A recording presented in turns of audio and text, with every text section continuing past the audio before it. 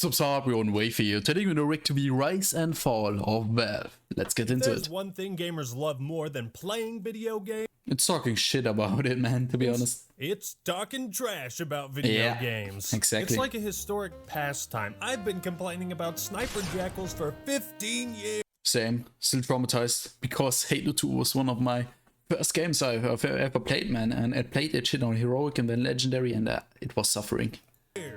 Gamers especially love to criticize the people that make the games The OG we spend Xbox, half our man. lives playing. Why, yes, I do have over 3,000 hours on League of Legends. Wow, you must really enjoy that game. No.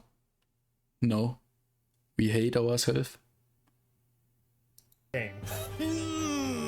Every company in Corpo strives to be three things in the eyes of their consumers. Respected, trusted, and admired. No company currently holds all of these three aspects. Maybe one or two, but not all three. Sometimes one crossed wire, one screw up, And we go that's crazy, all it man. takes to exchange your I wouldn't beloved accept this. 15-year reputation for $3.50 in-store credit. But one company's reputation in the gaming landscape is, was beyond legendary. Valve. These humble programmers were more than just another developer. No, Valve was a revolution. Team Fortress, man. Half-Life. Cisco, Oda, man. The good shit. Oh, Left 4 Dead 2. I feel also important. Completely forgot that.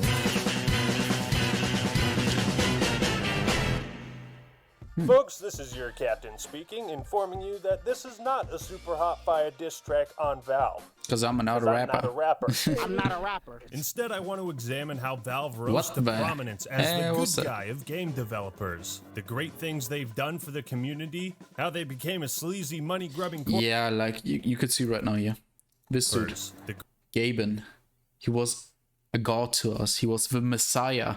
We thought of him as a higher being, but over time it got bad, especially with the release of Artifact. After that I was done with Valve, to be honest. Great things they've done for the community, how they became a sleazy money-grubbing corporation, and the way they've fallen in my eyes as a game creator and company I once looked up to. Likely some of you are devout followers of the Church of Valve, and the title may upset you. To these people, I really just want to say, Valve may not be the company you think they are.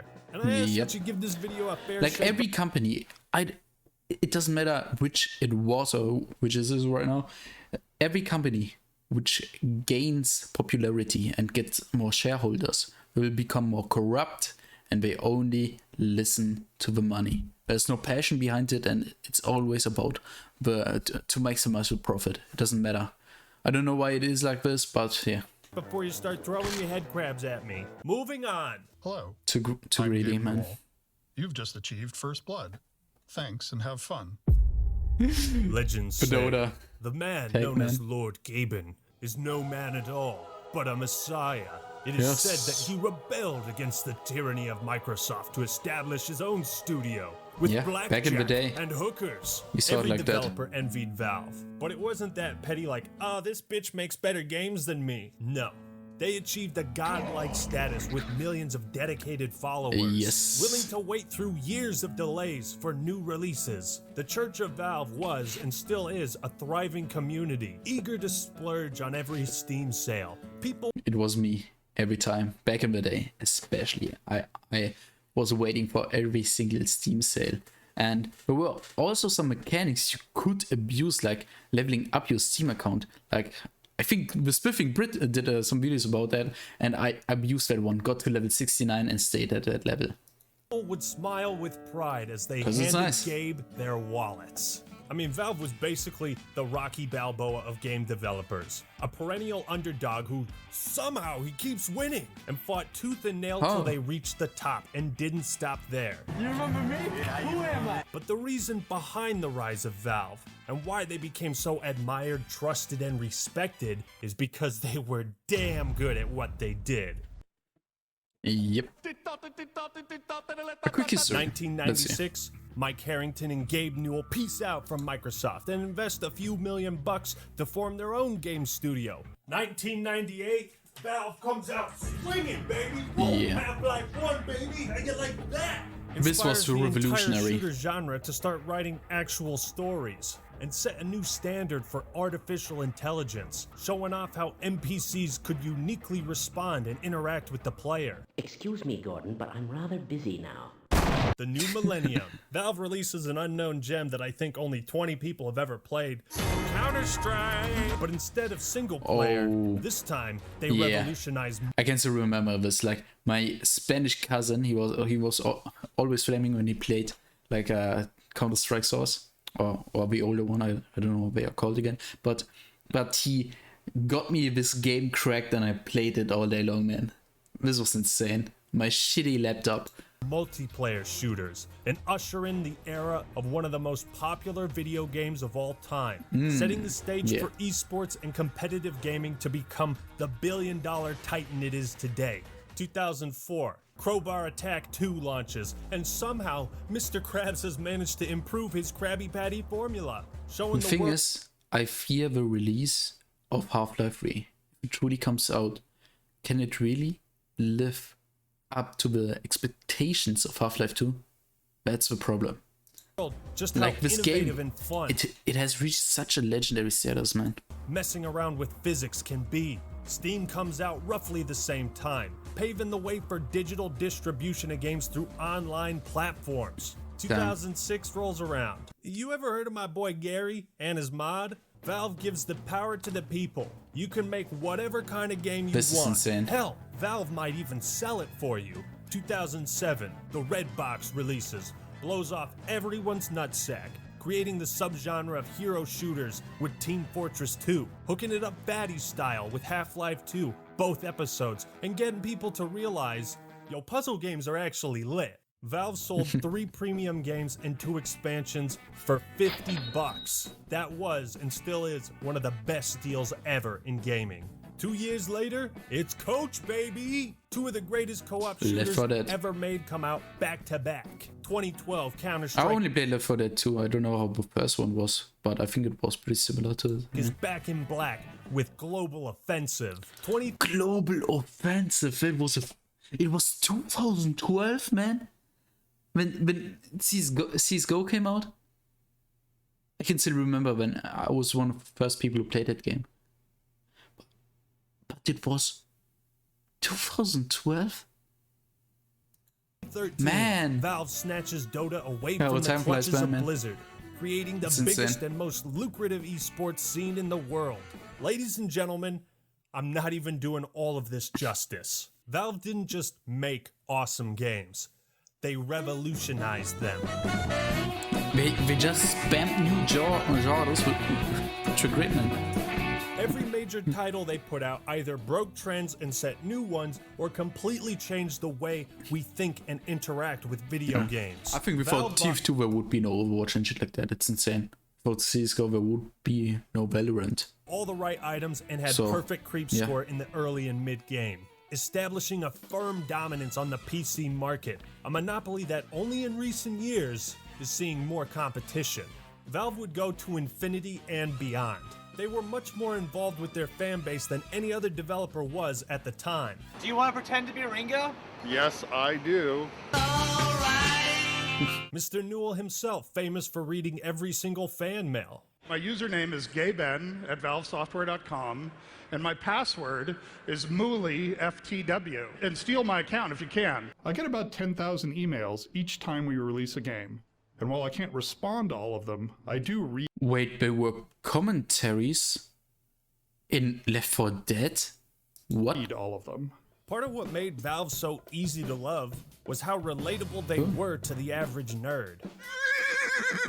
In many ways, Valve treated their community as equals, asking for help when Half-Life 2 got leaked, and getting nothing but support. They encouraged people to mod their games and make brand new ones, and would fly out the people behind them like IceFrog and Min Lee to work for Valve. Valve was built up by both its employees and the community. They were as innovative as they were consumer-friendly. Never content with releasing a title the vast majority wouldn't be ecstatic about. Every scrap of success Valve has ever had, nobody can deny they earned that shit. With all this money coming in, endless opportunities opened up for Valve Corporation.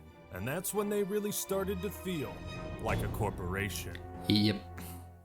With money comes greed. Nobody stays in the same place forever, except that kind elderly lady that bags your groceries at Safeway. You wish she could just retire, but for some reason she can't. But to understand the secret behind Valve's success and their new identity as... Yeah, I have a thing with Half-Life Alyx, man.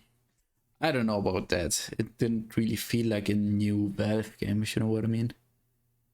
It was just kind of that company. It was great. I watched it on YouTube, but that used to make kick-ass games. I don't know. We have to look at how they're managed. What's the secret sauce, Gabe? Disclaimer, I don't work at Valve. I'm not pretending to. This is just how my tiny monkey brain understands everything. Valve is so fascinating because they've made tremendous achievements with the most unorthodox methods. Up until 2004, they had a standard hierarchy, you know, bosses telling people this needs to be done by then. They were releasing physical games through other publishers. Valve was run like everyone else. But when Half-Life 2 was finished and Steam launched, Valve became their own publisher and transitioned to a flat structure, which pretty much means they got executives at the top, but nobody is really bossing around other employees. Employees at Valve can work on any type of game, any part of a game, or no game at all. The idea is people are going to be more productive and enjoy their work if they choose where to put their efforts. For many, it sounds like a dream job, a magical land of chocolate and strawberries where bad things... Yeah, I've heard things about it. It was kinda bad and toxic. Like, people tried to manipulate each other.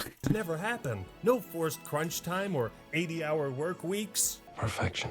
Valve was, and still is, in a unique position. As a privately owned company that published their own titles, there was no middleman, no investors to please, no deadlines you absolutely have to meet. Even if you're committing mass fraud by releasing the game, go away, Johnny. We're still a privately held company, and the reason for that is we want as few people between us and the people who are consuming our product as we possibly can. And when you start taking outside financing, those are often the people who are going to be perturbing your decisions in ways that sometimes are helpful and sometimes are, you know, the death of your company.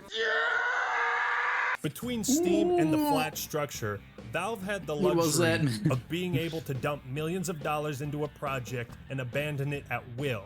I mean, the great thing about Valve is they're sitting on top of a money fountain. Yeah. And they don't have to be super efficient, and other companies don't have that luxury. They make so much money and answer to no one. If they cancel a game or it flops harder than LeBron, whoa! They just take the hit and move forward.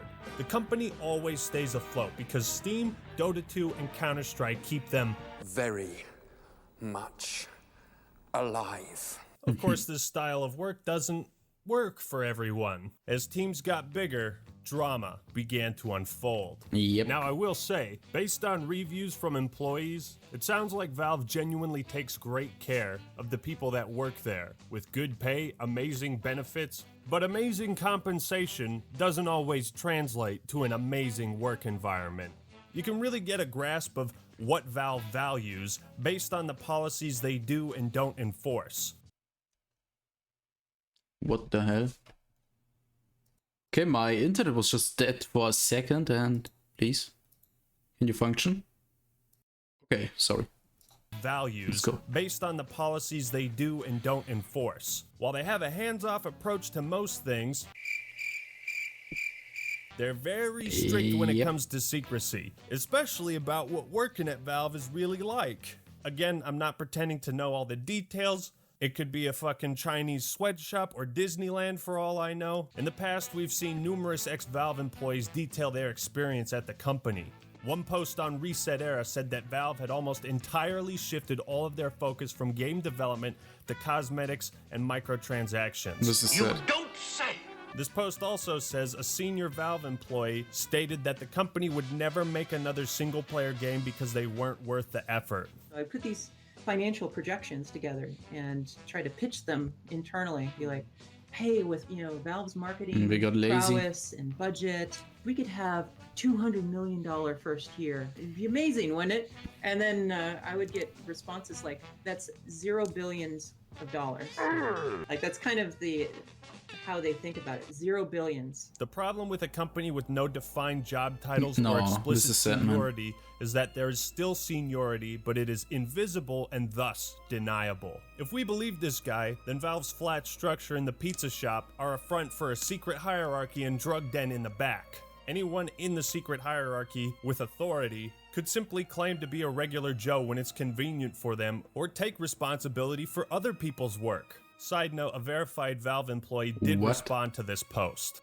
Another former Valve employee, Jerry Ellsworth, was fired in 2013 following a mass layoff that she said forever changed the company for the worse. She gave an in-depth interview on Tyler McVicker's channel, and in it she says when Valve fires someone, they offer a severance package in exchange for them signing an NDA that prevents them from speaking publicly about their time at Valve, be it positive or negative. You're fired. Get out. Here's some money. Don't ever run your mouth again. I imagine the NDA is why we see so many people come out anonymously. She also reiterated that there was a hidden management team behind the scenes.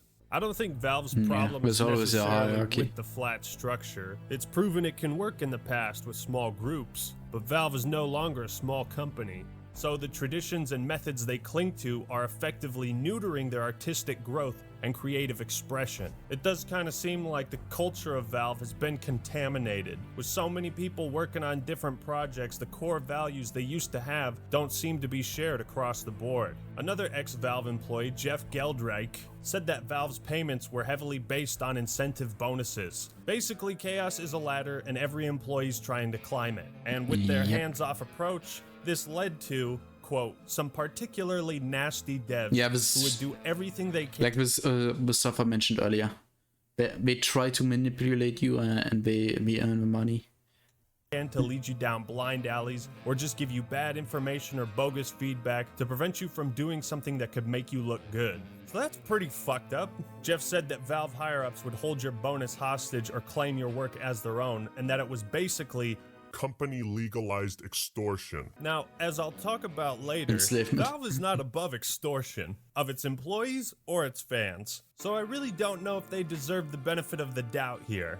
Now, when looking at all these statements from ex-Valve employees, I noticed one thing. Every single post came out after 2011, which leads me to believe there was a huge shift in the company's culture. Whether or not you believe everything that's said on the internet, I think all these posts are indicative of a really unhealthy environment at Valve Corp. The sheer number of rumors, allegations, lawsuits, and shady stuff going on should tell you something's not right. Something's not right. There may yet be hope for Valve, and I'll be excited if they ever start to make non-VR video games, hopefully before the death of my firstborn child. Imagine generally speaking, companies that go down the dark path of profits over everything don't often tread back into the light. So we kind of debunked the facade. At least the other profit-driven companies are actually making games.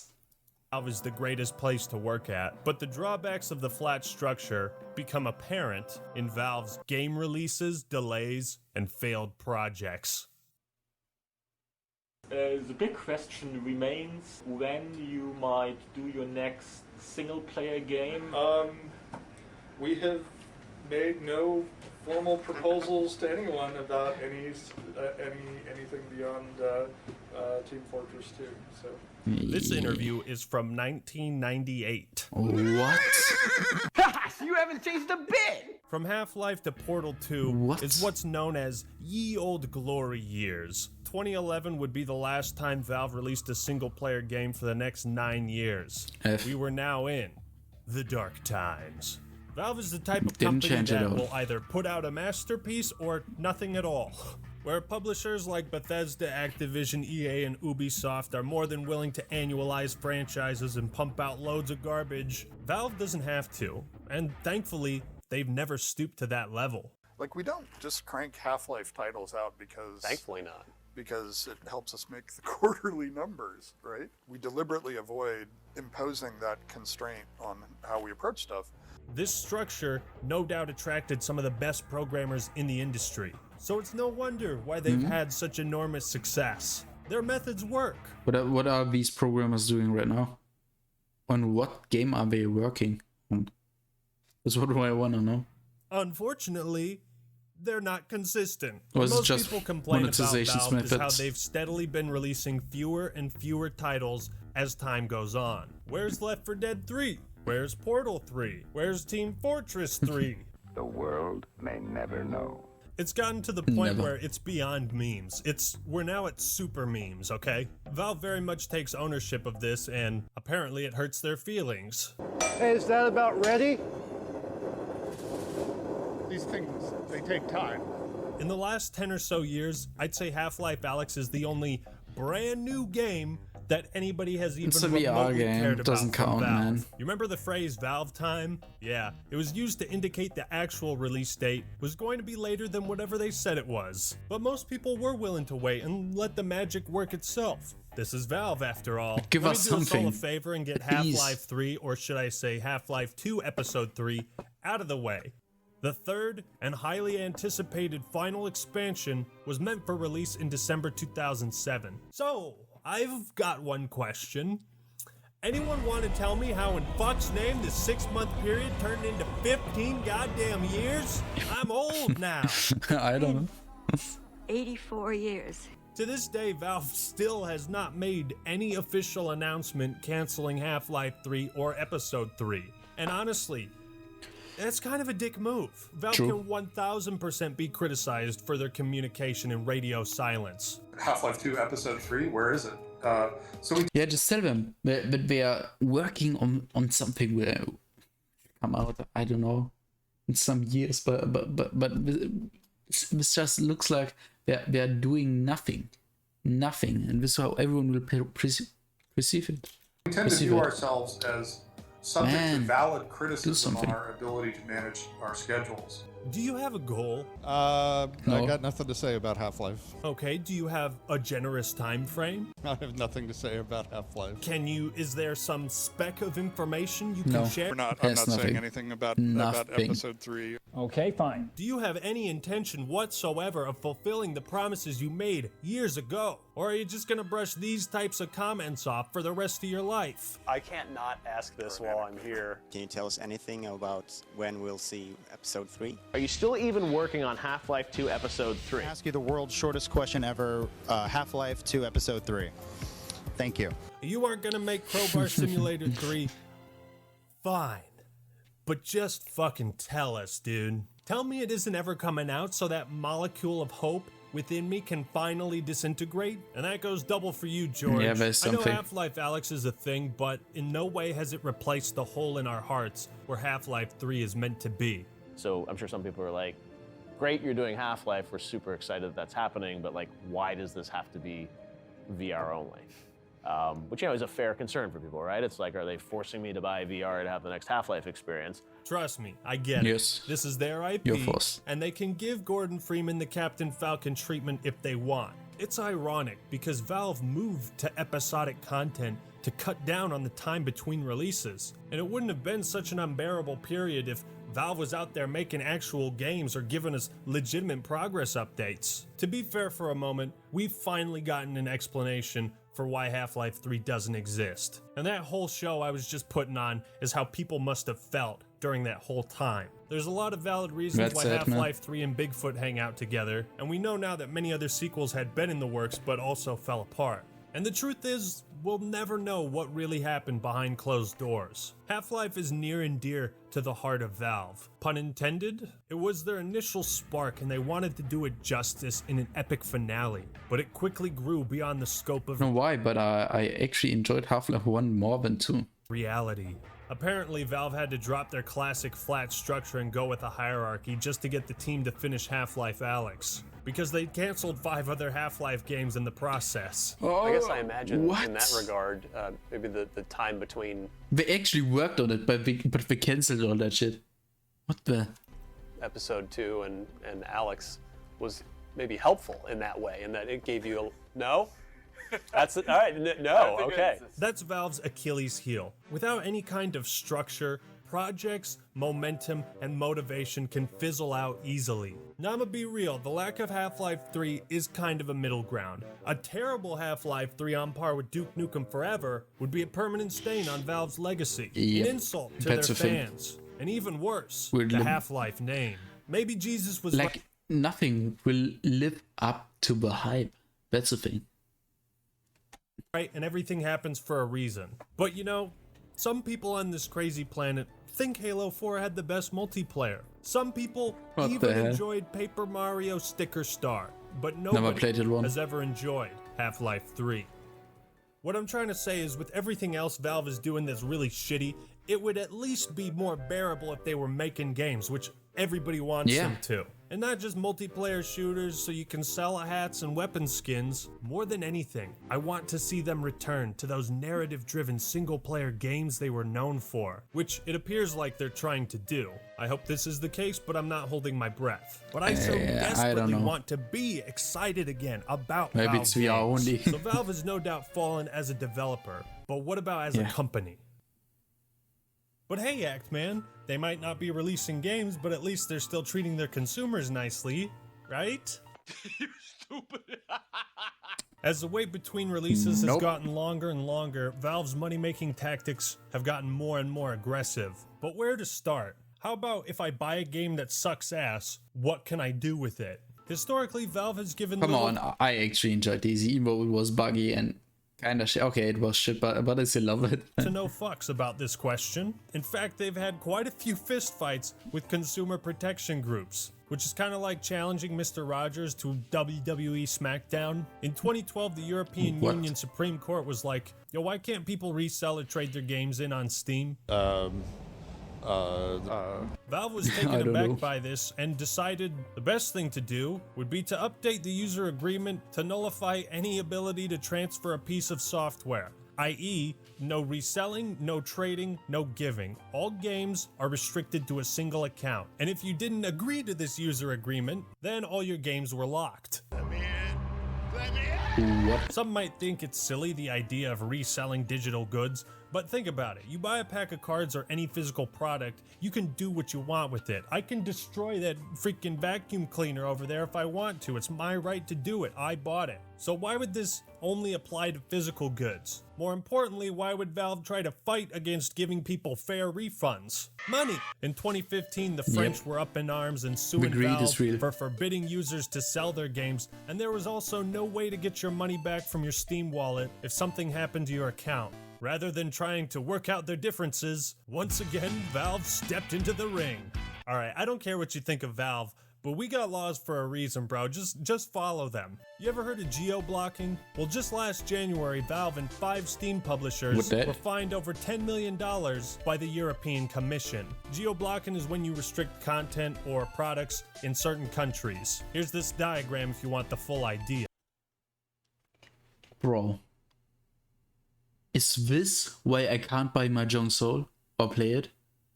Like because it's fucking region locked. It was the same thing with Dead by Daylight. What's it called again? Forgot the name of it. Forget. Dying Light, yeah. Dying Light wasn't available in Germany. Damn. And Mahjong Soul, that's only available in China or what? Or in everywhere else, but not in fucking Europe or Germany, man. Yeah, about 100 Steam games were geo-blocked. And you can't change your region. That's a bad thing, man. And when confronted with the fine, the 5 publishers decided to comply for a 10% reduction in their fine. What do you think Valve did? Put on the fucking boxing gloves again, baby. Let's go. Who wants a refund, baby? Oh, you want one? Ooh. Valve's boxing career would extend to Down Under. Say you bought an early access survival game and it's barely playable. You should be able to return it.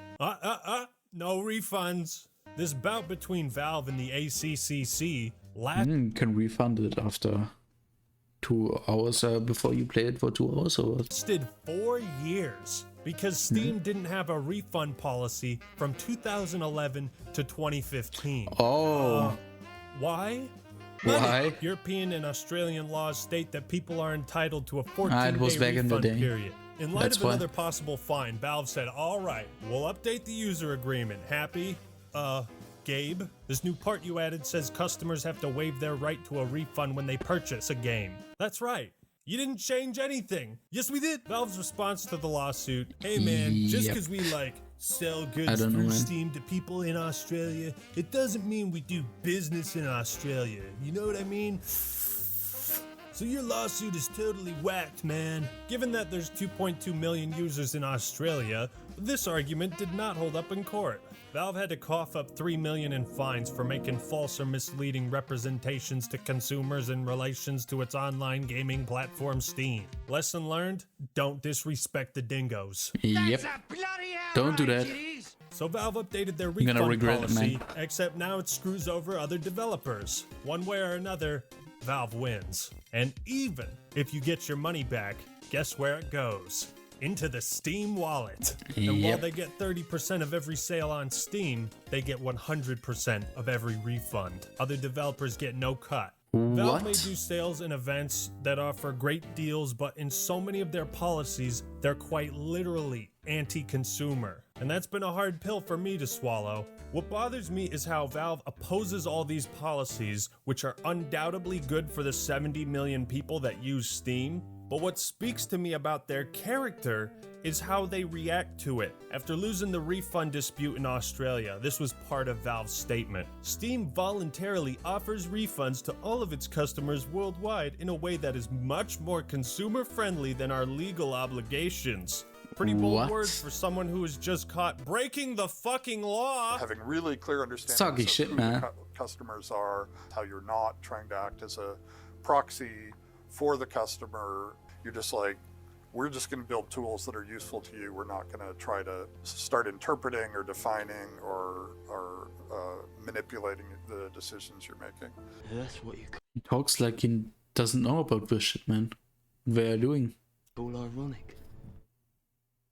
Valve's history with their community is one of the keys to their success, and coincidentally, part of their fall from grace. I'm referring to workshop content for CSGO, Dota 2, and other Steam games. In 2014, Valve set up a creator workshop for Dota 2, where artists could make their own cosmetics, fans would vote on them, and Valve would decide which ones they sell, giving the artists a cut of the sales. Great idea, right? Artists could channel their passion into Dota 2, engaging with the community, and potentially make some good money off of it. Valve themselves wouldn't have to do much work and could be praised. Some people were so successful they actually made full-time jobs out of it. For a time, it seemed like everyone was happy. Looks like there's been a change of plans. The initial agreement was that artists would get 25% of the revenue on the sale of their cosmetics. But a couple years ago, a Reddit post was written by several members of the Dota Workshop community. The post said in fall of 2015, Valve had sent out an email to artists telling them their 25% revenue cut had been slashed in half. Where's my money, Valve? What? You have my money, right? Yeah, it's coming. It'll be here in a few minutes.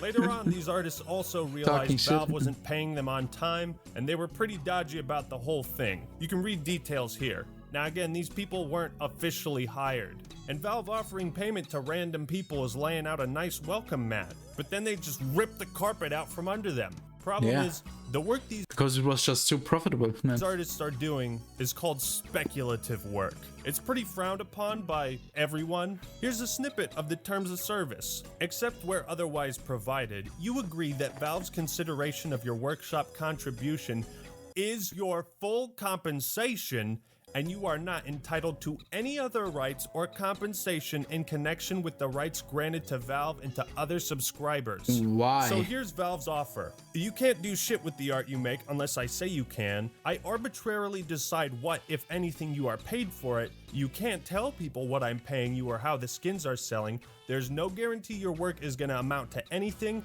and just by looking at it should be payment enough for you. What kind of fucked up stance is that? You can't help but think Valve started this whole workshop for good press only to flip the script and start exploiting their audience and just expected them to be okay with it. I'm not saying everyone who throws together a shitty image of a weed camo on Venomancer should be paid fat stacks, but don't you think Valve could figure out a more fair system? One of the workshop creators roasted Valve about all this. The amount of content Valve creates yearly for Dota is beyond miserable for a company of their size, experience, and financial status. True. Holy shit. You know, Valve can certainly be commended for launching these programs that lend a helping hand. But we didn't know that hand was soaked in cat piss. It's a delicate balance of fairness, and Valve has shown no restraint in exploiting the hard work of their fan base. What do I really see when I look at Valve? Well, I see a company that likes to make as much money as possible with the least amount of effort, and I see a company that likes to continuously push the legality of their business. It's sad how... Why? Yeah, I said it in the beginning. It is always when I get big. Valve no longer it is what it is. Glory and greatness. They merely sustain it. Let's get all the kiddos in here and talk about gambling. It has to be restricted tightly or else it can be used to exploit people and miners. Now who wants another pack of artifact cards? Yay! Oh, I can still remember the gambling sites with CSGO. There was also a huge scandal. Valve may be the worst offender in the whole loot box gambling fiasco that's more or less died down.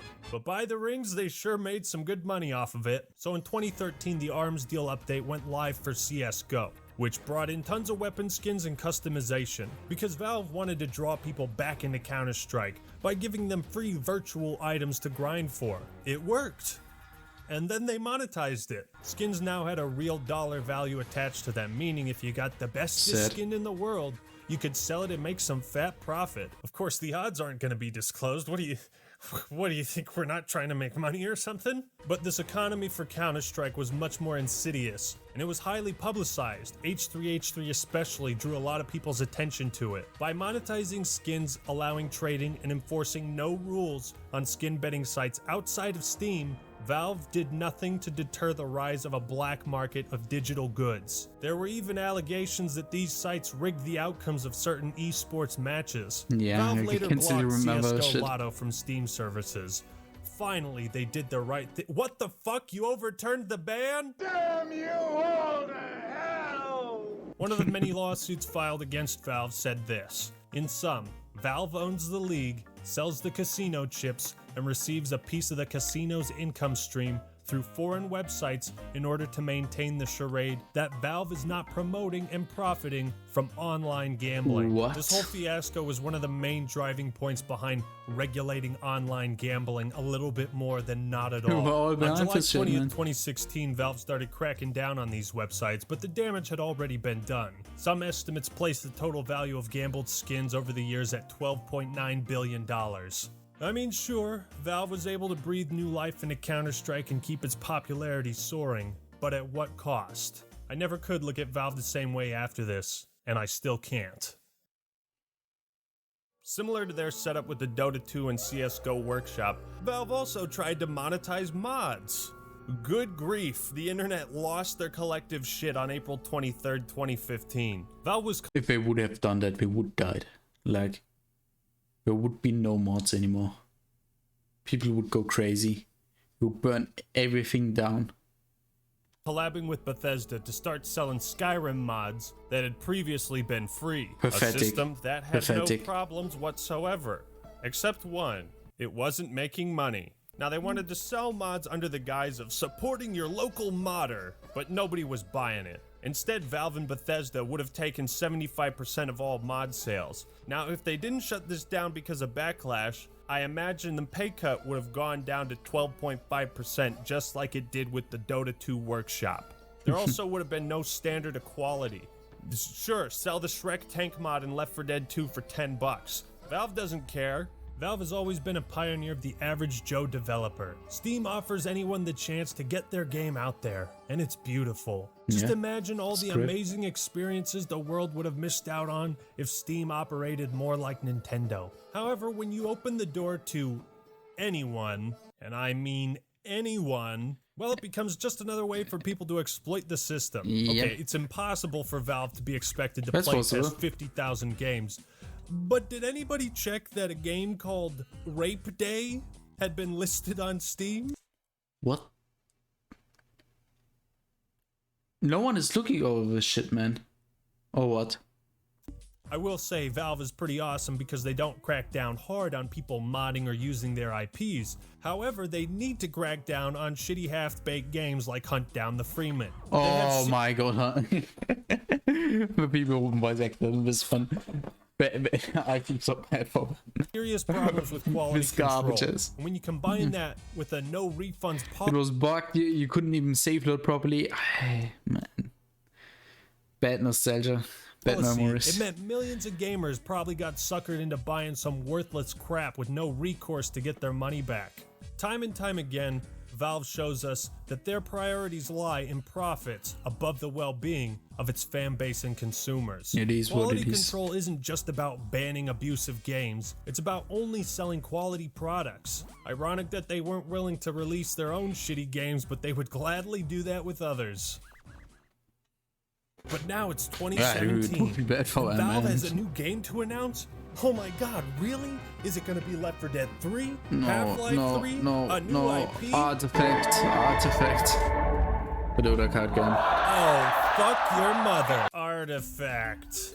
A Dota 2 No one card wanted game. it. No one I asked think for it's this shit, incredibly man. funny that Gabe Newell said he hoped Artifact would be for card games what Half-Life 2 had been for single-player action games. I'm gonna submit that to poorly aged things. Artifact was a giant disappointment. We screwed things up. Instead, Artifact became Valve's biggest failure to date. And to me, it really sums up the state the company's been in for a long time. After patiently waiting for 6 years, you're telling me this was the project Valve was most passionate to make. A Dota card game. They weren't thinking about what fans wanted from them. They just wanted to pump out an easy game that would earn shitloads of money. The Artifact reveal was more of an out-of-season April Fool's joke than Diablo Immortal. Is this an out-of-season... Why didn't people hate Artifact that much like they did with Diablo Immortal? Like, these two things, when you compare them, Blizzard was much more hated for. Okay, Blizzard did much more fucked up shit. April Fool's joke. What were they thinking? Hearthstone is making so much money. I guess. Let's show those dickheads at Blizzard we own their ass. Nobody, repeat, nobody wanted Artifact. But they did bring in Richard Garfield, creator of Magic the Gathering, one of the guys who helped make Gwent. How bad could it be?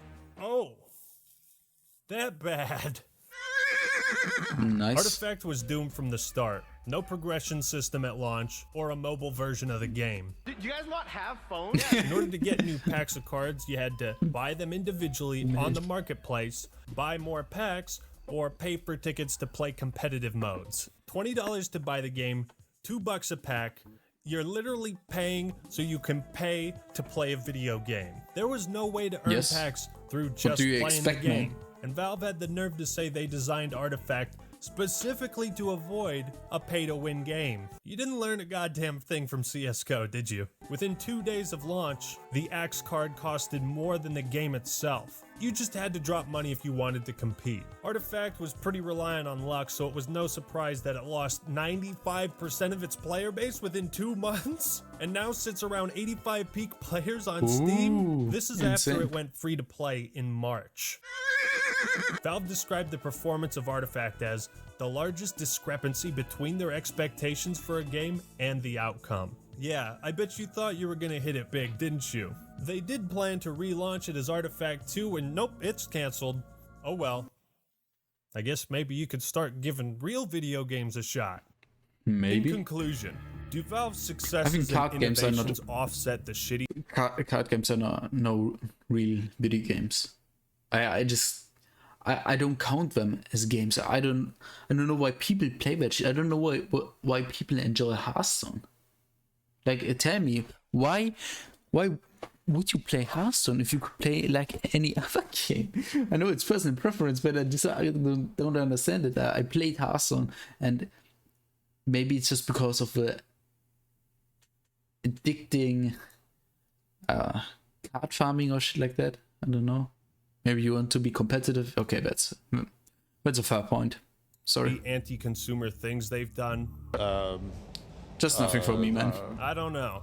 Well, I can admire Valve for completely changing the wonderful world of gaming. They've done so in two polar opposite ways.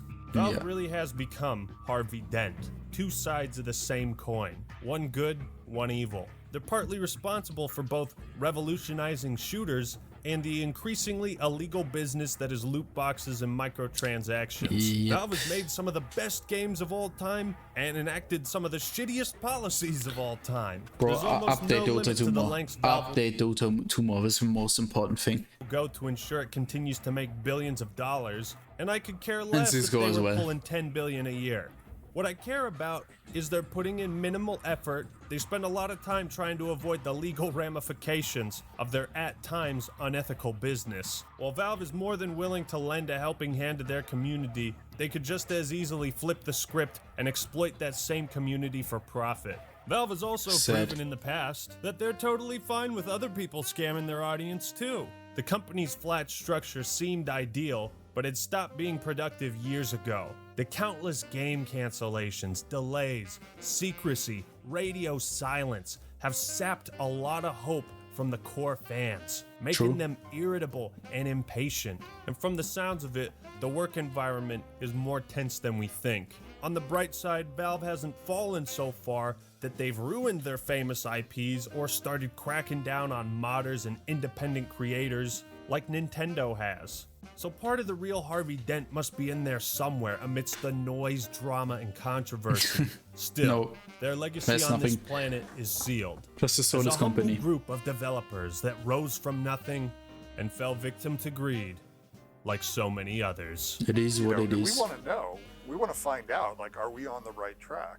Like, we want people to come back and say, oh my God, the magic still is there. And that is the Magic is gone. of Valve Incorporated. And yeah, that was it. Go subscribe to the Eggman and subscribe to me as well if you want to see more reaction shit. Like I upload daily. And yeah, thank you for watching and see you next time. Wafer out.